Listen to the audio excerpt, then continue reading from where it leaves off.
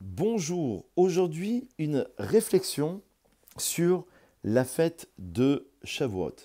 Alors la fête de Shavuot, c'est évidemment la fête où on célèbre le don de la Torah. Et pourtant, Zman Matan Torah Tenu n'est pas mentionné dans la Torah, c'est le temps où on a reçu la Torah.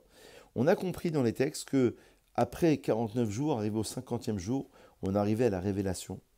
Mais on l'appelle la fête des semaines. Or, pourquoi il n'y a pas dans la Torah Zman Matan Torah Tenu? C'est une expression qu'on peut retrouver dans la prière, dans la liturgie, mais pas dans le texte même de la Torah. Première réponse, c'est qu'on reçoit la Torah tous les jours. Ça serait en quelque sorte un mépris de dire qu'on a reçu la Torah le 6 et 7 Sivan, 50 jours après la sortie d'Égypte. Quoi, uniquement ce 50e jour? Non, dans la mesure où il y a Mechadesh, Betuvo, Becholem Tamid, où il y a Dieu qui renouvelle sa bonté et la création au quotidien, j'ai un devoir de me renouveler, d'innover dans la Torah. C'est ça le but de la Torah. Dans la Torah, il y a plusieurs facettes. Il y a la facette de l'action, faire Shabbat, manger kasher, mettre les téfilis. Il y a une autre facette, on va dire plutôt chassidique, de danser, de chanter, de ressentir, qui est une facette essentielle à la construction de l'être. Il y a une facette aussi qu'on pourrait résumer ainsi, la facette, on va dire, intellectuelle, la pensée, ce que le texte m'apporte. Alors, la Torah ne doit pas être vue comme une science, mais chacun pourra y trouver son bonheur. Ceux qui aiment les chants, dans la tradition séfarade comme Ashkenaz, vont s'y retrouver à travers les danses, à travers le chant, à travers l'esprit chassidique contenu dans la loi, dans la mitzvah. Ceux qui aiment le côté intellectuel, l'étude, vont pouvoir s'y retrouver. Il y a un Mahamar du grand Admour Hazaken qui enseignait que dans le Shoresh, dans la racine même des choses, les mitzvot sont au-delà de la Torah. Les mitzvot, dans le Shoresh, sont au-delà de la Torah. Mais c'est vrai que dans l'épanchement des mondes, la mitzvah, ça va être quelque part, puisque la mitzvah, c'est la volonté. C'est quoi la mitzvah? C'est le commandement que Dieu nous a prescrit. On pourrait le ramener au Keter, à la première sphira, dit le Admor Hazaken. Le Ramak enseignait que le Keter, c'est Ratson, c'est la volonté divine. La volonté, c'est que je mette les téphilines. La volonté de Dieu, c'est que je fasse shamat, je mange kasher. Donc ça s'inscrit dans le shoresh, dans l'enracinement même des mondes, à un degré supérieur. Au-delà de la chokhmah qui est la Torah. On se rappelle que dans les 10 sphirot, 10 sphères d'émanation de Dieu, lorsque Dieu a créé le monde, il a créé par 10 paroles qui sont en correspondance avec 10 sphirot, le degré le plus élevé étant Keter. Ensuite, il y a Chokhmah et Bina, et ensuite la 10e, Malchut. Keter, c'est la couronne, c'est la volonté, d'après cette traduction du Ramak. La Chokhmah, c'est la Torah, c'est l'intelligence suprême. Bina, c'est l'expression Mevin Davar, Mitor Davar. Il comprend une chose à partir d'un autre élément. Pour arriver à la dernière sphira Malchut qui va permettre de passer du monde spirituel au monde matériel. Donc, à ce niveau-là, la volonté de Dieu, c'est que je fasse ces mitzvot, c'est au-delà de la Torah.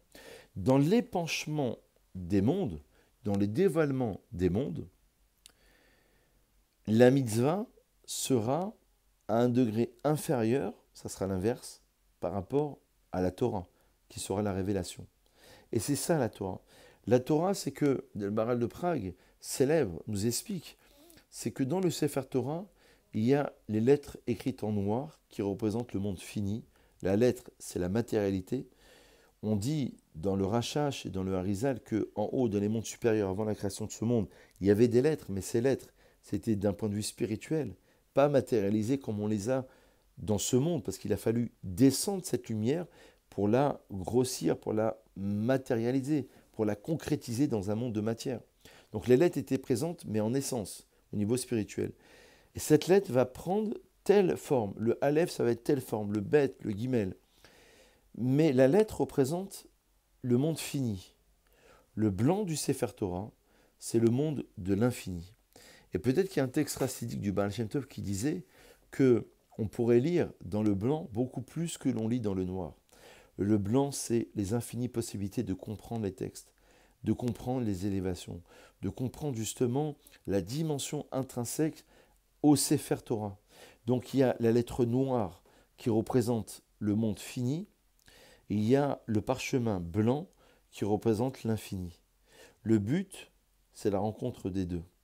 Le but, c'est la rencontre entre le corps et l'âme. J'ai un corps, je mange, je bois, je dors, je sors, je cours, je marche, mais j'ai une âme qui a ses besoins de prière, de connexion, si je peux m'exprimer ainsi, avec le divin, de liaison avec le divin.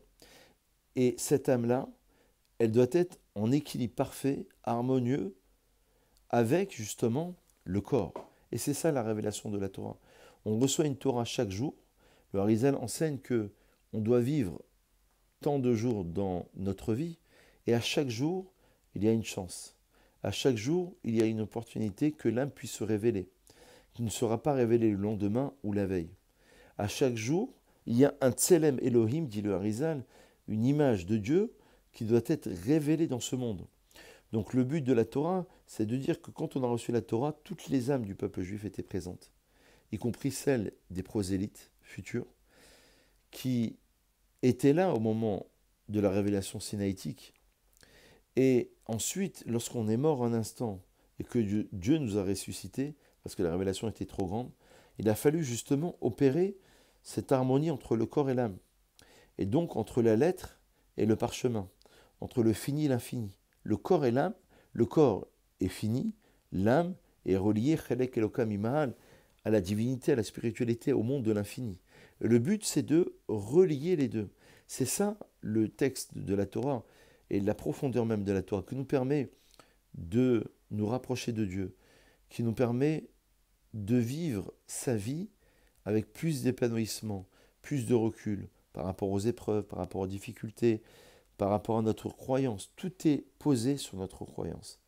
Donc on doit chaque jour recevoir la Torah, méditer, penser, même si on va travailler, même si on va faire ses courses, même si on doit sortir dans le monde, dans le mondain, j'allais dire.